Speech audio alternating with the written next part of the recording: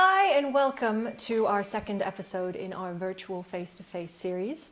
My name is Nicole Pyrathon, and this evening I'll be chatting about sustainability with Dr. Alaoma Alozie, who holds a Master's in Environmental Toxicology and a PhD in Environmental and Natural Resource Policy.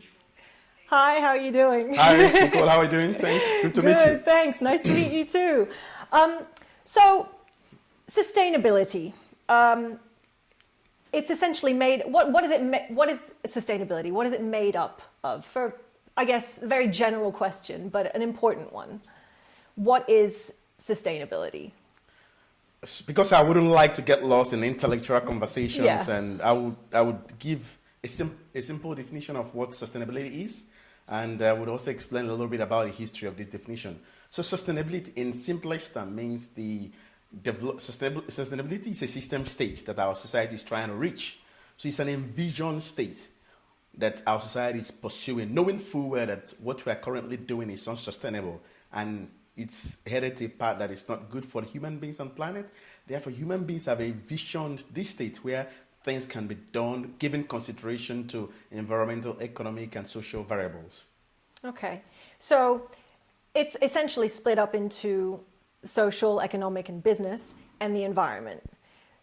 Sustainability now is a very hot topic because, I mean, especially when we look at environmental sustainability, we see ourselves as doing a lot of, well, we see what the harm that we're doing to the world right now. I mean, I recently read a BBC report saying that by the end of this year, despite all our awareness of what we are doing to affect the planet, man-made objects, man-made everything will outweigh natural living organisms on the earth.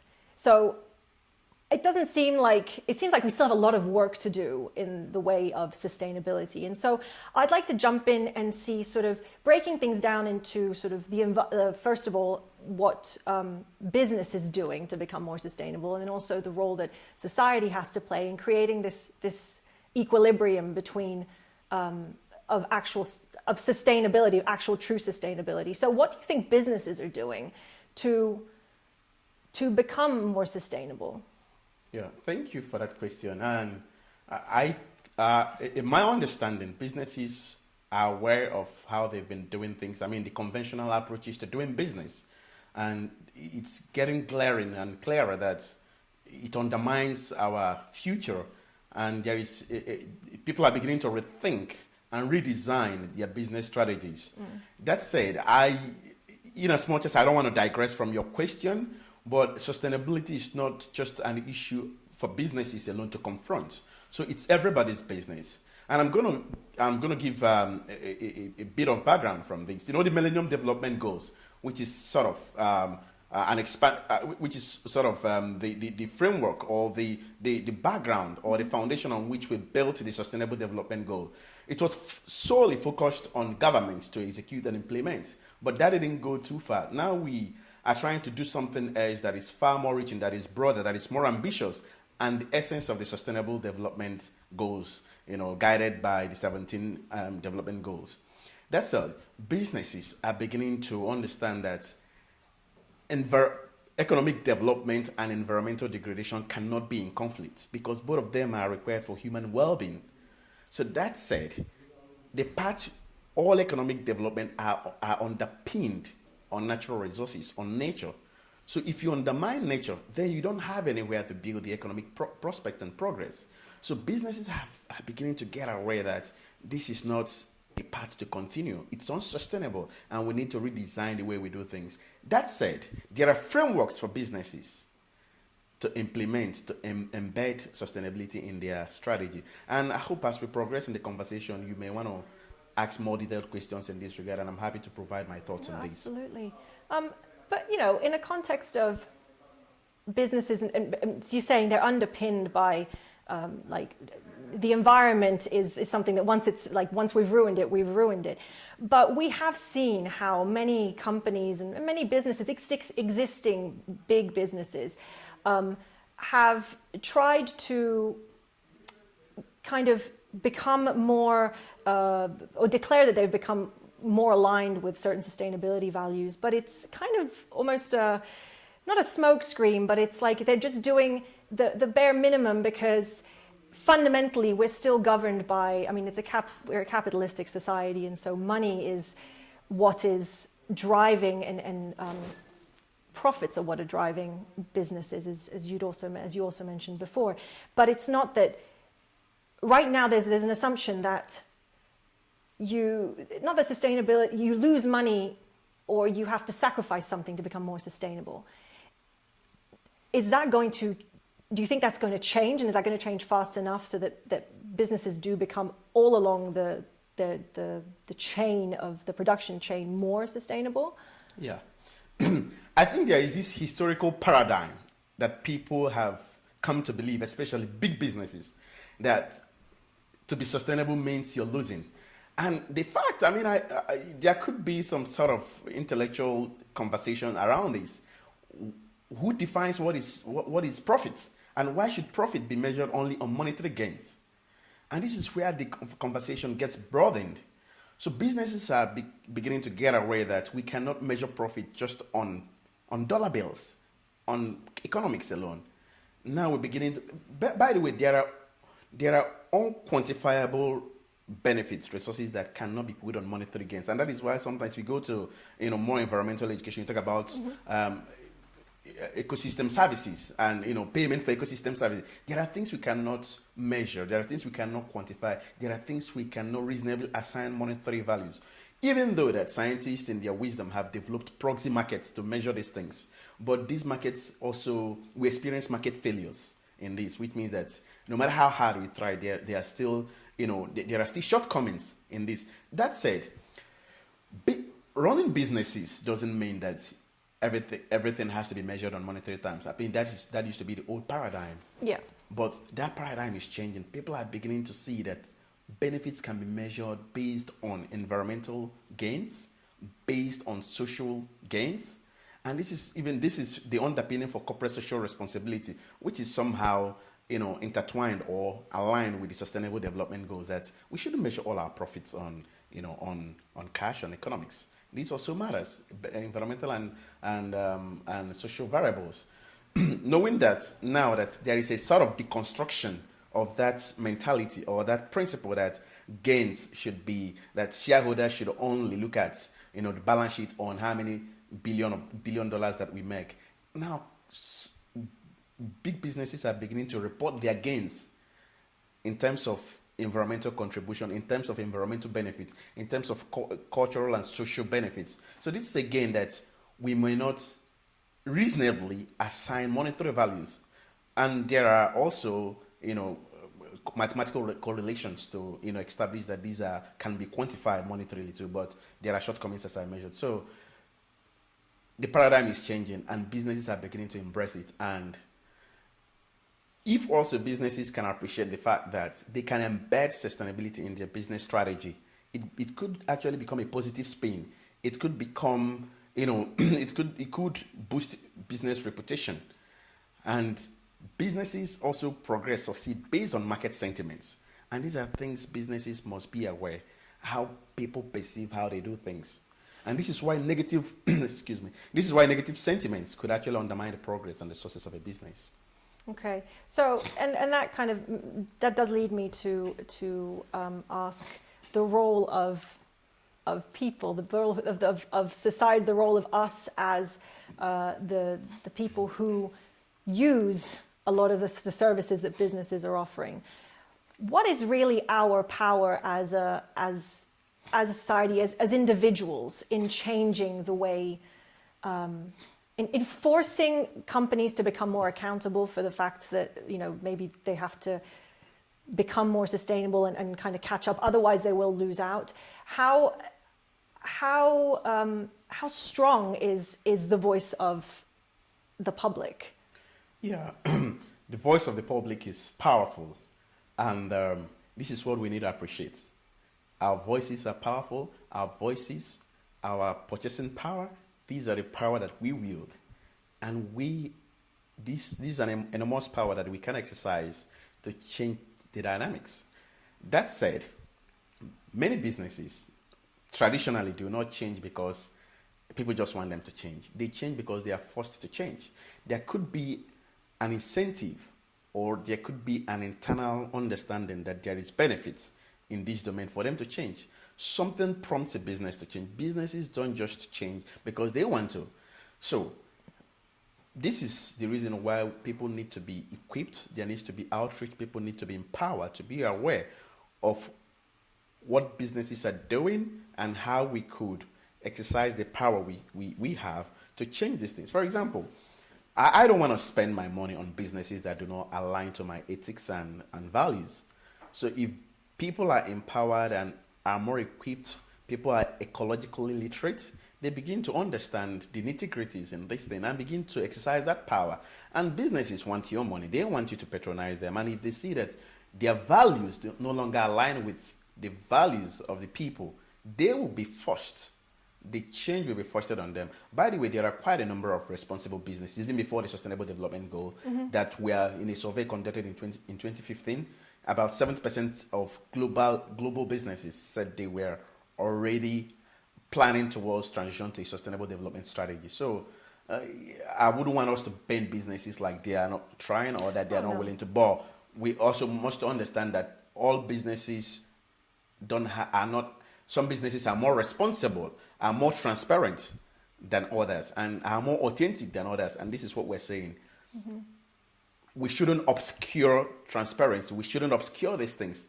And sometimes some businesses cleverly come with this greenwashing syndrome. These things would undermine them in the long run. And some of them are beginning to get aware that we won't be doing this for too long. So the sooner you start, the better, so that you don't lag. No, I feel like you mentioned greenwashing, and I think that that's important. I mean, I think greenwashing, the first thing I do think is the fashion industry, but not just because there have been pretty popular but well-known cases of, on the surface, things looked like they were changing, and then underneath, it wasn't even so much a question of the environmental effects that they were having, it was actually a question of sustainability from the production chain point of view, from the supply chain that's point of view. Certain companies are espousing certain virtues that and certain values at face value, but underneath there are still some things that are taking a long time to change. And unfortunately, as a consumer, it can be hard. You said we are becoming more literate, so we're becoming also more, we know more about what's going on and around us. But at the same time, our purchasing power speaks volumes. But sometimes, we are also drawn to those same things that are creating unsustainability. Yeah. I mean, we're drawn to even some of our devices and the things that we know. There's this push and pull of what the people want, what us as a population and society want, because that's what's been presented to us by businesses, and what we should be doing.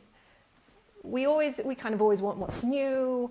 How do we as a society really start to stop and look at how we can be more sustainable, even at home, in our day-to-day lives, and not fall into this kind of, even there, sort of greenwashing of our own? Yeah.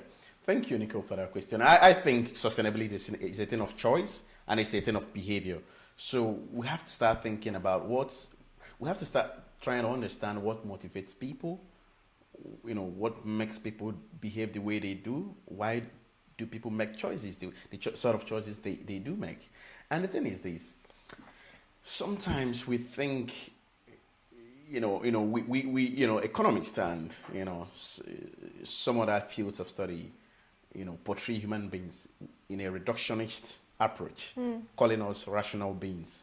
I don't want to go into that argument, but I think that human beings are more sophisticated than that. We are more complex, and our thinking patterns and the way we approach things are extremely complex.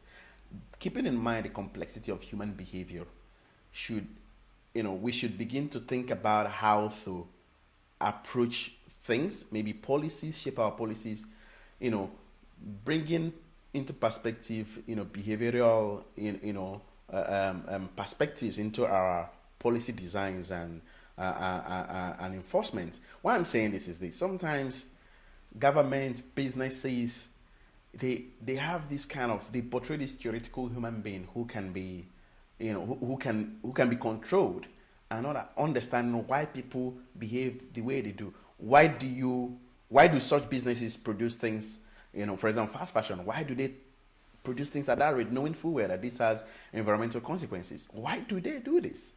And sometimes they greenwash us. They tell us, "Oh no, we are doing this," but they still do it. We should sit back and think. This is where our policy should have some sort of behavioral diagnosis to really understand what motivates people. I know cash economics is a paramount factor in the equation, but that said, it goes beyond that too. At individual levels, you have the choice to not to buy or to buy. I mean, the adverts are there every time. I mean, I saw, I don't want to call the name. There were times, was it last year or last 2 years, in one of the popular TV programs, bikinis sold for £1, as cheap as £1. This is ridiculous. This doesn't help. And many people can afford £1, especially in Europe, to spend on such fast fashion. And what is fast fashion? Fashion that, you just wear and throw away. It doesn't last. Unlike when we grew up, or when our parents grew up, where they bring out the clothes, they tell you they bought this clothes 2 decades ago. But it's not the norm. So society keeps forcing on you what you need to buy. But this is where human beings need to make their choices. And the change begins with me saying, well, I need to be more responsible the way I do things. Because you have the power to buy or not to buy. I understand that the adverts, the pressure is foisted upon people, and making it so ridiculous that people can actually, buy things as cheap as £1 for a bikini. So there is a lot of work to be done at individual level, using changing your purchasing power patterns and psychology, and also, buying things that are good that you could use for a while, and just being a bit more disciplined. Keeping in mind that what we do undermines the environment. And on the part of government should make these businesses to begin to pay for the environmental consequences, for the environmental impacts of fast fashion. For example, I'm not singling out fast fashion. There are quite a number of other businesses. Government should make them to begin to pay commensurate amounts of impact that their businesses generate. These businesses generate a lot of negative externalities that undermine the environment, and the government should step up. I mean, there are studies that have shown that these businesses do not, pay commensurate amounts of the impact they produce on the environment. I mean, the negative impacts, the negative externalities. If that is done, maybe it could reorient the way businesses run their businesses. Well, I suppose for people, it's a question of changing habits. I mean, it's hard when you come out of I see it myself that, we're coming out of a time where there's this boom of commodities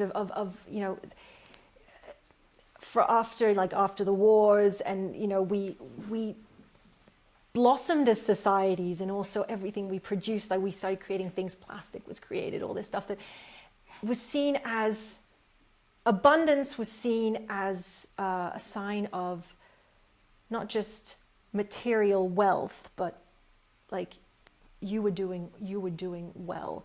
And now, we've come to always want more things. Fast fashion is a reflection of that. Now we're starting to understand that that's unsustainable, but changing habits is hard, especially when, we're not talking about just, I know that it'll take one person, it is enough for one person after another to start realizing that they need to change their habits, but there are billions of us on the planet. Yeah.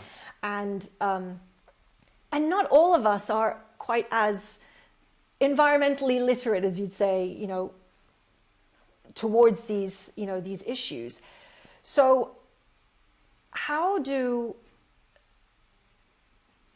people start, what will bring people to sort of decide that, okay, this is not what I don't need this. I know I would like to buy this, but I don't need it. I'd rather pay a little bit more for something that lasts me longer. I mean, in the case of fashion, that can be the case. But how do we change people's like habits? It's going to take a while. So unless, it's this push and pull again between what our purchasing power and how that informs how businesses act. But also some people say, well, if it's being sold and if I can buy it, then what's the problem? Yeah.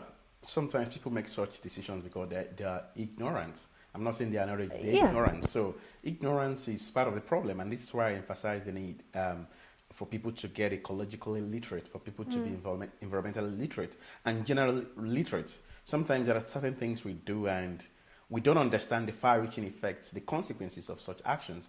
And this is why I think that outreach needs to improve, communication needs to improve. People need to be empowered. People need to be equipped with the knowledge, with the skills to change things, to make decisions for themselves, and not thinking about controlling people. And this is the premise for my earlier discourse. Sometimes people, governments, and institutions think they can control people. Human beings are complex. And if you look at things from a systems thinking perspective, you understand the picture that I'm trying to paint, how complex human beings are. So I think it starts with equipping people, empowering people, people getting ecological literacy, and also understanding what motivates people. If we understand motivation, if we understand what makes people behave the way they do, we could change the norm, we could change the narrative. So and this is where I also think that behavioral psychology comes to play, even in policy designs, which we don't capture in policy. The thing is there is this top-down approach of doing things. I know what the problem is. You don't really know. You don't really know. And this is where, people see the world from their own mental models, the way they construct things. And who are you to deconstruct my thinking or how I feel? So you don't the control, the command and control paradigm that dominates our policies, that dominates the world, has failed. I mean, we can see it because we are complaining the environment. If it has been working, we wouldn't be here talking about this. We would have known beforehand that what we're doing is not good. So it comes back that we need to have the picture. We need to see the scenarios. We need to have a mental model and see what's going on in people's mind. People view the world through their own lens, and helping people see the right pictures would make them change. Don't tell me to change. Why am I going to change? Why are you to tell me how to behave? But show me the picture. Tell me, if you continue in this path, this is what it is. People change when they understand the consequences of their actions.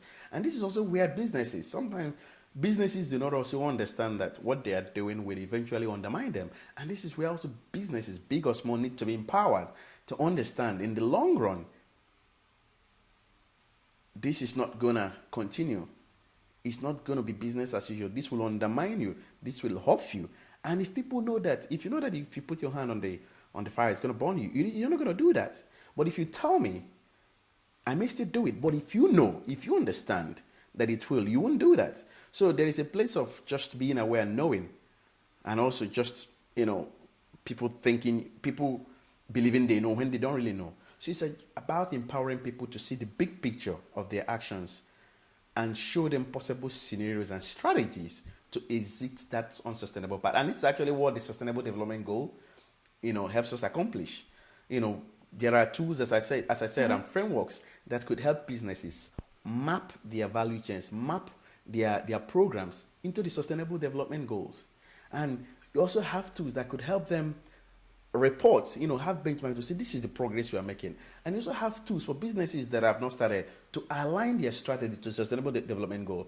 So the goals are not, do not hurt them, but it could help you shape and you still make profits. It's not like when people think about sustainability, this is going to affect how. No, it's just about helping you say things better, do things better, and align you to a sustainable path.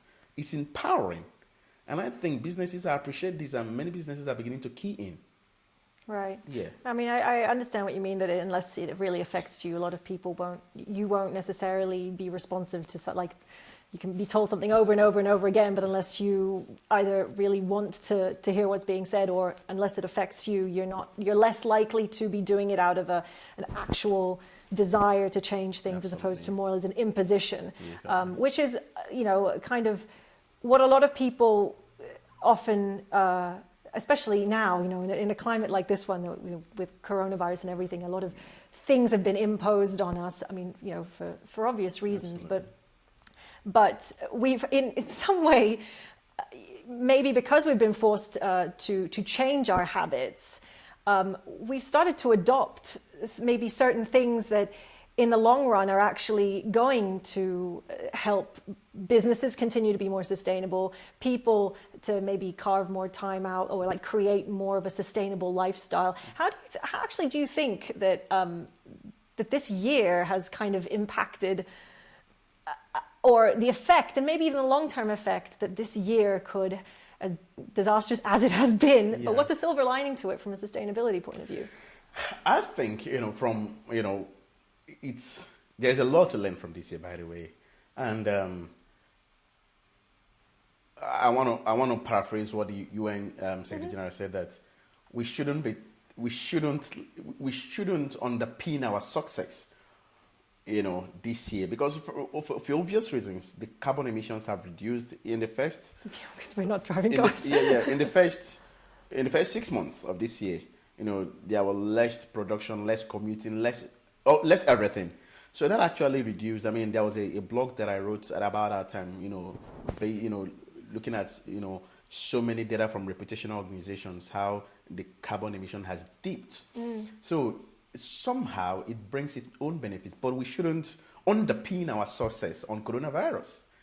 So it is not sustainable too. So we need to do more strategic things to really cut down. If you look at how the carbon emissions and greenhouse emissions dipped in the peak of the coronavirus pandemic, you will see that if it were a sustainable trajectory, then we are on a good path. But obviously, that is accounted to coronavirus, and obviously, we don't want that sort of thing. So that said, I think also that there are two sides. There are two sides to this. For example, I think there has been a yearning for a blended work-life, thing where people trying to. This will actually help to balance, have a engineered work-life balance that everyone is yearning. For example, the in-office work and remote work, I see is the future. I mean, this is debunkable, but this is my perspective, and there are studies to show this. There are strong opinions from leaders of thought to demonstrate that this has come to stay, and it would assuage the aspirations of many who have advocated for this in the last decade or two or so. So, but there are businesses obviously there are professions that cannot work remotely. I mean, if you're a lab technologist and you have to take radiology, radiographs on people, the people have to go to the hospital and you have to take the scan. So, but there are, jobs that could function very well remotely, for example, and these jobs will be concentrated in a few industries and for high skilled workers. I mean, if you work in a warehouse, I mean, you have to be there. If you're a driver, you have to be there. But if you're a researcher, you can function, you can do your researches about building knowledge. If you're a modeler, you can model if you have your tools that you can. So I think this has come to stay, but it will be concentrated on more industries than others, a few more industries than others. And also, we see that, working from home these days, we no longer commute to work. This has reduced our commuting time. It has reduced for those who drive, the carbon we emit driving. It's changed our lifestyle. But not coming to work shouldn't mean that the eco box has been ticked, because there are also things we could be doing at home that are really unsustainable. Yeah. And what are some of the things that we could be doing to make our home life more sustainable? Seeing that we are spending a lot more time at home, and actually a lot of, one could argue that yes, we're spending more time at home, and maybe people are going to shops less. They're actually going to smaller shops,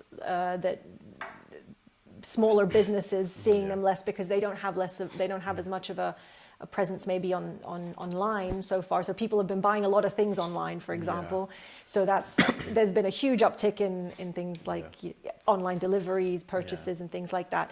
And that's something that, like, on the one hand is handy. It's useful for we have everything at our fingertips. Yeah. But that also is a double-edged sword as well, isn't it? Yeah, I agree with you completely. I think also the future of business is online. I mean, make no mistakes about it. I mean, the data is there, the statistics is there. It speaks for itself. So businesses, I teach a business course also. It's businesses that did not evolve. Some of them have died. Some of them have perished. Some of them have, they've gone into administration because they could not evolve. They didn't foresee it. So the internet has changed the boundaries of everything. Marketing, selling, study, it has broken down walls, that we live. The world is now it's now our village. You stay here, you buy anything from anywhere and it comes to you, and, you don't have to move out. But as you pointed, there are two sides to this. For example, are more cars now on the way trying to dispatch these things when you could have, for example, if you normally take public transport to buy things, now dedicated cars have to come.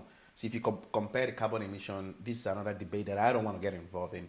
But at individual levels, we should, we don't, for times that we don't spend commuting, you could translate that time to something that is, beneficial to you. For example, if you don't go to run in the morning, I commute average of 40 minutes. I could use 40 minutes to run in the morning and, to ensure a sensible lifestyle. Sometimes we get used to sitting down and not doing enough. We think because we are home, everything. No, we need to also, begin to do things differently. Sitting at home, sometimes people don't even have a comfortable working station. Yeah. Yeah. So I don't know if that is sort of the thing you were asking.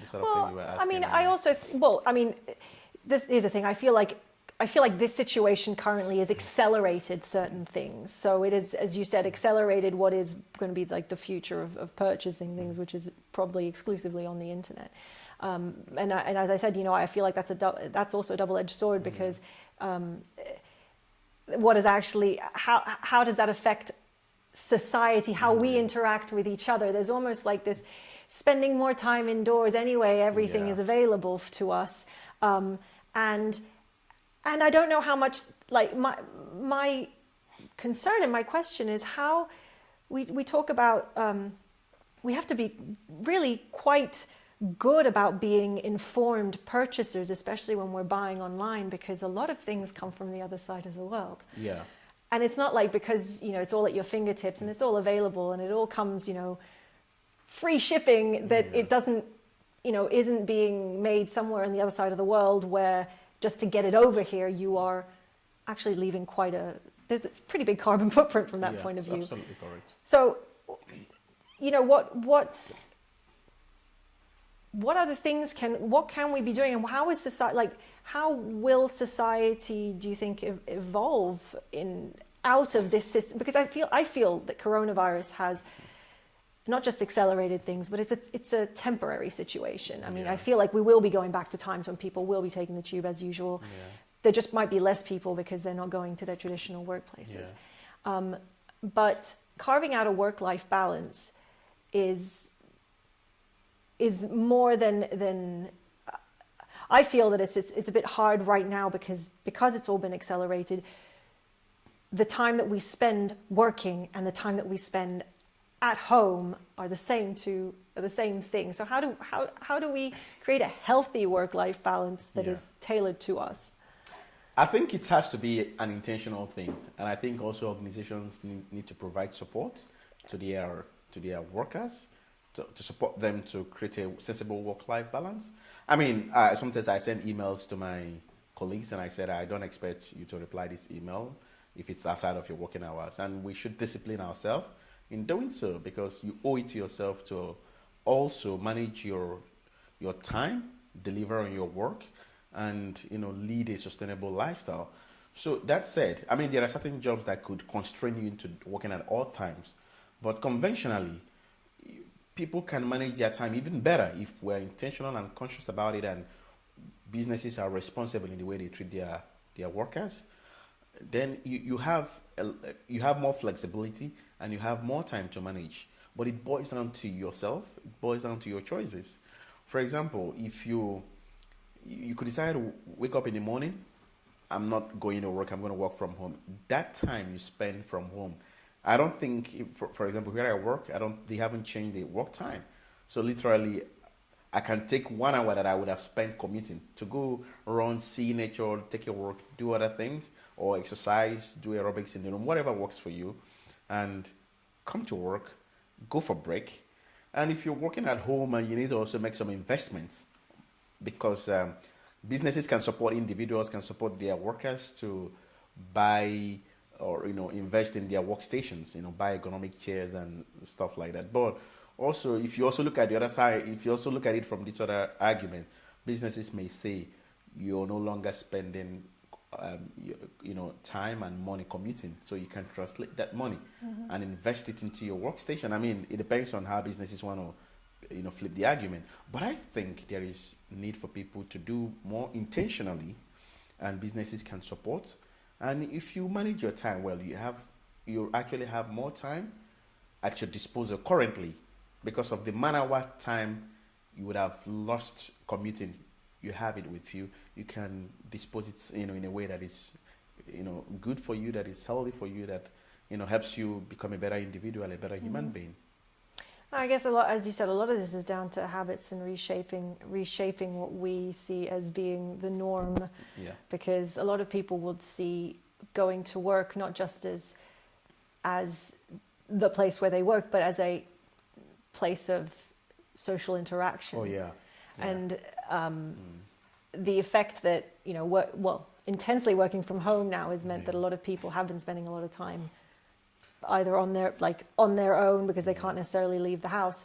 So it's kind of it's also reshaping how we have to interact with each other, like Absolutely. how it's an active choice to go out and interact with people now, probably on more of a at work.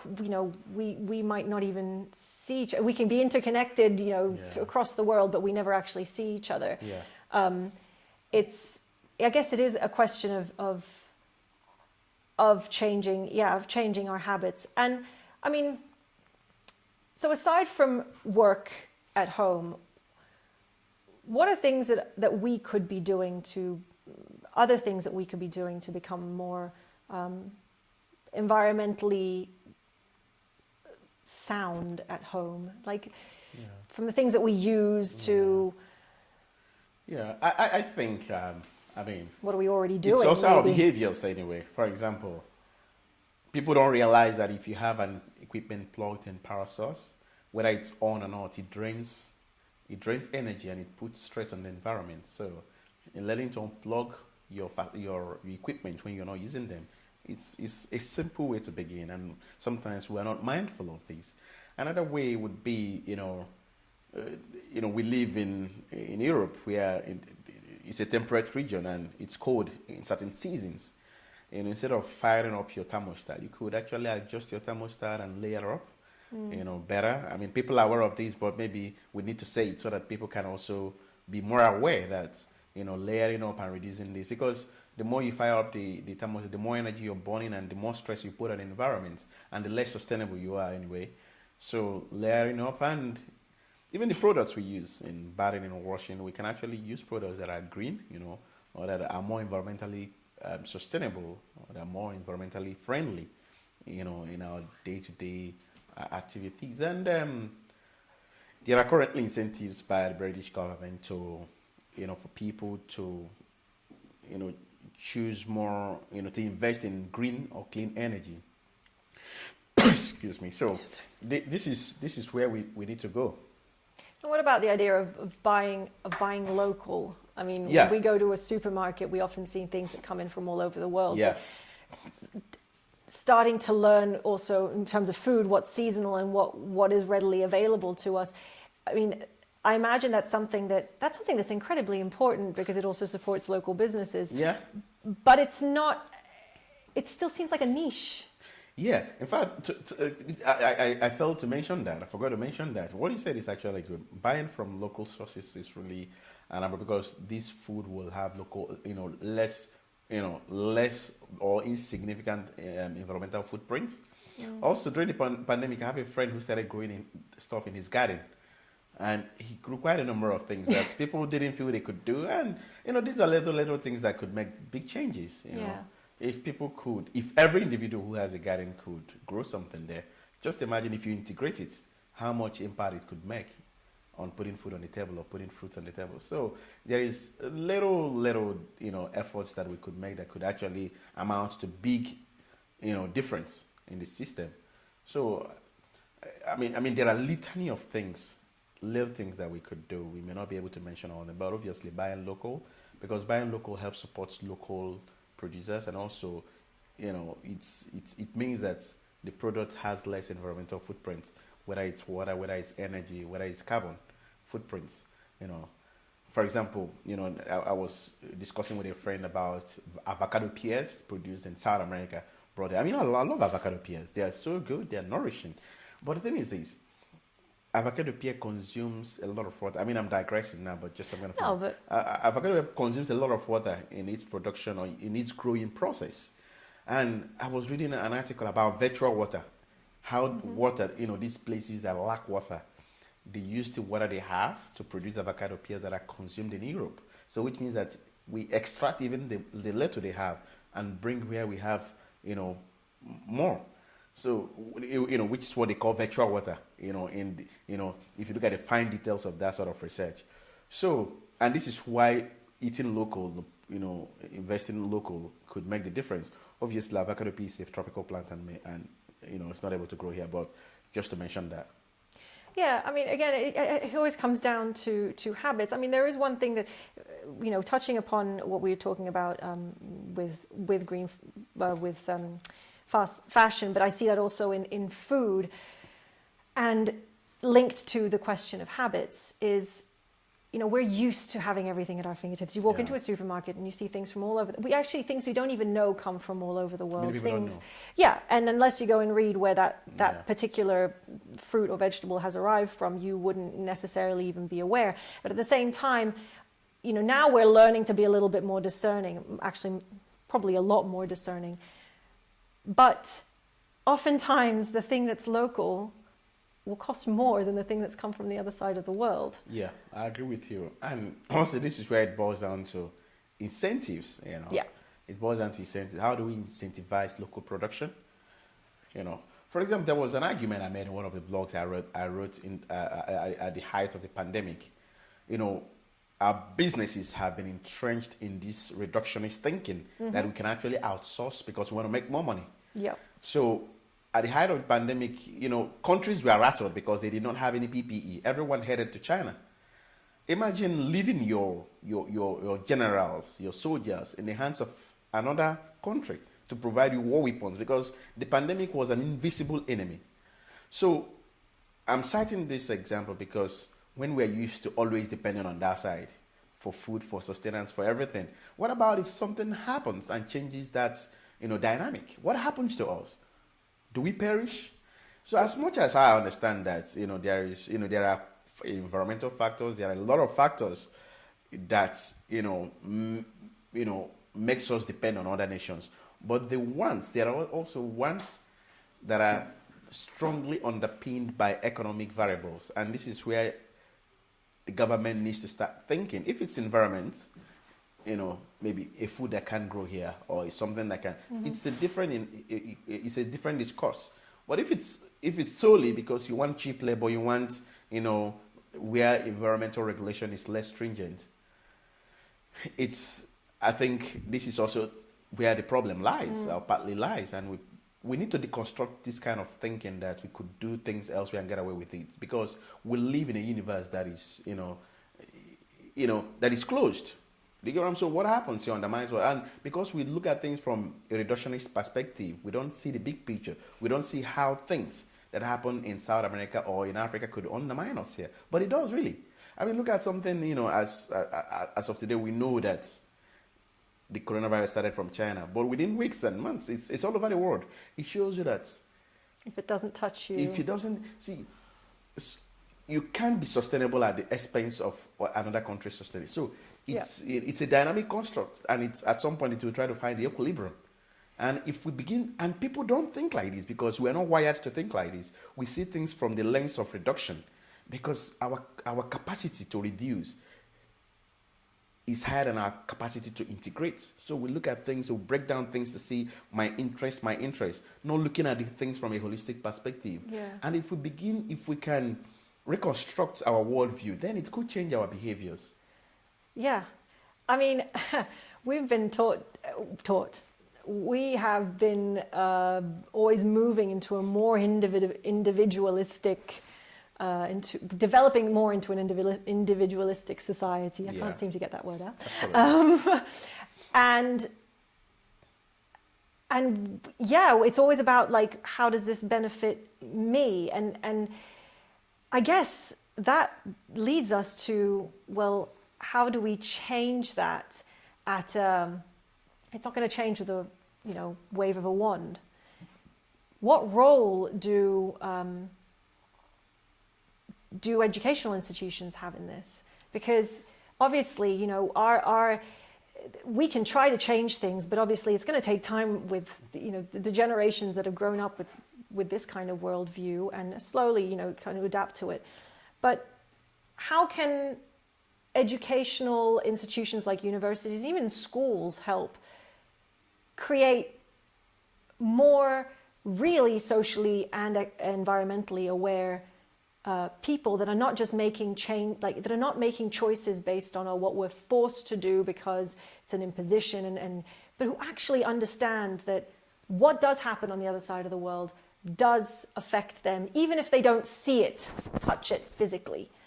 What are, for example, universities doing? Universities that actually offer courses. They offer a lot of these courses that talk about sustainability and the environmental policies and things like that, because they relate to jobs that people can find once they go out. But it's not just about teaching people to become good at this and then go out and get a job. The institutions themselves have to kind of live and breathe and change. What's happening on that level? Thank you, Nicole. I like that question, actually. I think that universities have always been on the frontier of innovation, development, and intellectualizing the world. But they've also, have their own shortcomings. I mean, there are, avalanche of reports about universities that have refused to divest from carbon investment. But that is not, what I want to say now. Beyond teaching people environmental courses, I mean, there's been an explosion of environmental courses in the last 2 decades, or in the last decade per se. And because people are beginning to realize how important the environment is to our own existence. And as I said, economic development and environmental protection cannot be in conflict.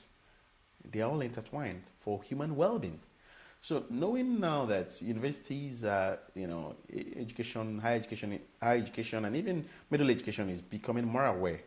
But I think environmental education, sustainability education should be incorporated even at primary, elementary level, so people begin to, then human beings, people, individuals are being formed. And it's not just teaching it as a course, but embedding it into our education philosophy, our curriculum, into, having it at the soul, at the nucleus of what we do. So it becomes the norm. It becomes the norm. But, this is kind of like, ad hoc approach, trying to learn these things now. For example, good military, let's go to military strategy. When military, intelligence they're recruiting people to join, they look at children with high IQ. They recruit them at a very tender age, begin to train them to, infuse their minds with what they want them to learn. And when they grow, they will not depart from it. So at that age, if we begin to, educate people, educate individuals, it becomes part of what they know. It's not just like learning another course. And even at the university level, there has been a discourse on whether environmental education should just be treated as a course, an independent course, as is offered today, or should be embedded in all the things, in all the courses or subjects taught in universities. Whether you're studying medicine, you are taught sustainability or environment, just have it at the soul of what you do. And for me, I think it's a potent approach to doing it, instead of having these, disparate courses being studied here and there to train individuals or to produce experts in environment. I think because it's everybody's business and it should be should be embedded into our learning curriculum, our learning, archetypes, if as it were, for us to produce a well-rounded and informed individual. Could it not be both? I mean, you can always offer all these courses, but at the basis of how what we expect to see is an institution that has that at its core as well. I mean, can't we just have both? It's absolutely possible. I haven't thought about it. Thanks for bringing it. Yeah, absolutely possible. Yes, you can. You can, have, dedicated courses, for people who want to pursue this to the highest level of scholarship, but also having it embedded in our curriculum. Obviously, we can do it. Actually, we can do it. It's possible. There are a lot of research in the academic front that have proposed that, and I think it's something we need to start, putting more practical, approaches to. Mm-hmm. Yeah, I think so. And one of the courses that I'm sure that when it comes to business, that of entrepreneurship is, it's big. I mean, you see in every university has how to become an entrepreneur. Yeah. Then there's environmental entrepreneurship. Yeah. What is the difference between that and conventional entrepreneurship? Thank you, Nicole. Sorry, I don't know if I took. No, you didn't at all. It's a question. Okay. This is actually a good question. That conventional entrepreneurs, in the simplest definition, are people who start businesses to make profits, but they bear the risk. They bear most of the risk. They enjoy the profit more. So basically, this is what conventional entrepreneurship is about. So, but the definition has been expanded to talk about people who provide solutions to global problems, to social problems, to societal problems. So they are solution providers. And for you to be an entrepreneur, you have to have an entrepreneurial mindset. I mean, there is a lot to say about entrepreneurial mindset. I could discuss that if you want me to. But, being more direct on your question regarding the distinction between conventional entrepreneur and environmental entrepreneur, it's also, sometimes you hear the word eco-entrepreneur, green entrepreneur, and environmental entrepreneur. I think it's a thing of semantics and nomenclature. They all basically mean the same thing, that they focus more on providing environmental and social values compared to economic values. Okay. So environmental entrepreneurs emphasize or go out with the motivation to have more contribution to environment and social than economics. And it's also about the motivation that drives what they do. So, but obviously, it's also a for-profit business. So they run a business model that makes profits, but with emphasis on environmental and social. I would say, in my opinion, that environmental entrepreneurship tends to find a common ground between proponents of, business or business at any environmental cost, and those who want environmental protection at any economic cost. So if you look at our world today, there are proponents, even sometimes invisible proponents, that it's better to produce more, and you can be more prosperous, and everybody will benefit more. Not minding or not having any emphasis on environmental consequences. And you also have these individuals who just want to protect the environment at any economic cost. So I think this is the break. This is the common ground. This is where the environmental entrepreneurs come in. So they make profits, but with emphasis on environmental and social variables. In a way, would you say that they're the ones who found the balance with true sustainability? Because trying to to protect the environment at any economic cost isn't sustainable in the long term for society, for how society is built, at least now, obviously. And on the other side, that's not sustainable either, because it's at the expense of the environment. So would you say that they've kind of struck that perfect balance with sustainability? I think so, and studies also say so. So it's just not my opinion. So then, sorry, I didn't mean to interrupt you, but it does kind of beg the question: why isn't all entrepreneurship environmental entrepreneurship? Are we going in that direction? Yeah. People are motivated differently. So the motivation is also what drives how you do your things. I mean, you came here by choice, not by compulsion. And, people are at liberty to choose what they do. But when what you do undermines you, then it's sensible to change how you do things. So even conventional entrepreneurs, as I would call them, as we would call them, are beginning to embed the principles, the philosophies of sustainability into what they do. But the motivation is not essentially, the environment, but they are beginning to embed that, to translate, to align themselves to, the sustainability development goals. So the dynamic is changing. But also for great entrepreneurs, there are also studies that have shown that many of them start off with this beautiful and grand ambition of how they want to change things through their approach to business or to the entrepreneurial business. And because sustainability is a dynamic construct underpinned on social, economic, and environmental variables, at some point they begin to decouple from that environmental, motivation for more, tilting towards the economic variable.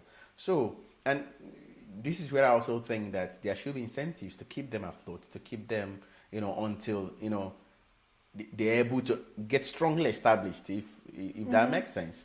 So, yeah, some of them do decouple. There are studies that have shown that, but some of them have also been true to their founding philosophy, to their founding motivation. Do you think that's also driven by a notion, or there's kind of an assumption that at a certain point you hit a threshold, like a kind of growth threshold as a business, after which you can't get too big if you're just solely focused on the environment. It doesn't really pay off that way. Do you think that's kind of also what part of the reason why there is this decoupling? Do you think that it's because, does this support the idea that if you want to be a bigger company, and when we say bigger, I realize that we're always talking on a global scale, because now the world, which used to be so big, is so small. Yeah. And to be really, to be considered successful, you kind of have to be all over the world. So is that the idea, that they decouple because they think, well, the benefits of growing financially are greater maybe than what the original intention was? Yeah, I would think so. In my opinion, I would strongly think so, and I think it's one of the reasons why they decouple. But it also boils down to motivation. That I said, what motivates you? Because if you run the business based on your motivation, and you've met a success of your business based on your underpinning founding principles and philosophy, then it also makes sense for you to hold that as your model. But obviously, and there are studies where, and this is where some of them cannot go beyond certain limits. The elasticity of such limits is limited, because when you're successful, investors want to invest in your business, and when investment comes, it takes some power out of you. Sometimes the motivation can be genuine, but your capacity and your power to run your business has been taken away because of investment, or the money that has been. So it's about really, staying through and being sensible about, who invest in your business, and if you share common values and ethics. This is it. Otherwise, I mean, if people who don't share your true values invest in your business to a point that they control major shares in your business, there is little you can do, no matter how grand or your ambition or your intentions is. So, it's something really it's multifaceted, and there is no bullet silver answer to this question. But I think it will be one of the factors that, makes them decouple. Well, the question of investors is also, I think, also what makes it very hard for the bigger companies to make some of the changes maybe swiftly or at all, because when your company is, say, a publicly listed company, and so it's very much tied to that capitalistic idea of more money. How can we make more money, and maybe finding shortcuts.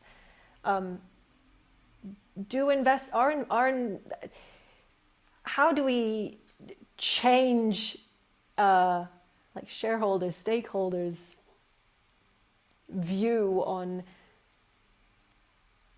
how to see their investment? I mean, in terms of it's a good investment because it doesn't just give obviously give me a return on the investment, but it's also valid from a sustainable point of view. How do we get people to care that their wallet might not be as big, but they might get a longer, well, first of all, they're just purely helping create a sustainable market, but then maybe the investment will be just over time, it'll take longer to have that same kind of return, but it's there. You know, how do we change the mindset of investors and of people who kind of want to see a return quickly? Yeah, I think it also boils down to what we mentioned earlier in the day. I mean, I'm going to explain this using two examples. The people who depend on such businesses have power. Mm-hmm. I mean, when you talk about stakeholders involve both the shareholders, the buyers, people who patronize the business. So, who has the major stake in this? This is the question. If you're in a business to sell, and the people who are buying says we're not going to buy this, you're not going to remain in business. Your business is going to close down. So, when businesses realize that people want them to be more responsible, that people want them to align to their values and ethics, then they could begin to change. And this will be communicated, because if you don't do it, you're going to get out of business. And secondly is that, for example, the climate risk is a big risk that is going to constrain many businesses. And if you're in business that would be hit hard by the climate consequences, you don't want to continue contributing to the problem. You're going to make them see the big picture. See, we're headed on a bad path, on a destruction path. So they have to see it and make a sensible decision based on this. So there are several nuances to this, and I think this too somehow, explains my thoughts on this. Well, I mean, it's definitely a very complex and multifaceted argument, which has as we have understood and found out, has no one definite answer. And hopefully we'll just keep moving forward in that direction, and people will become ever more environmentally literate and aware. We have now come to the end of our time. I mean, we could have gone on for much longer, and hopefully we'll have a chance to discuss these things further in another occasion. But for now, that is everything from us. Hope you tune in for our next session, and hope you enjoyed this last hour chat with Dr. Alaoma Alozie. And thank you again, and see you next time. Thank you. Thank you, Nicole. Thank you very much.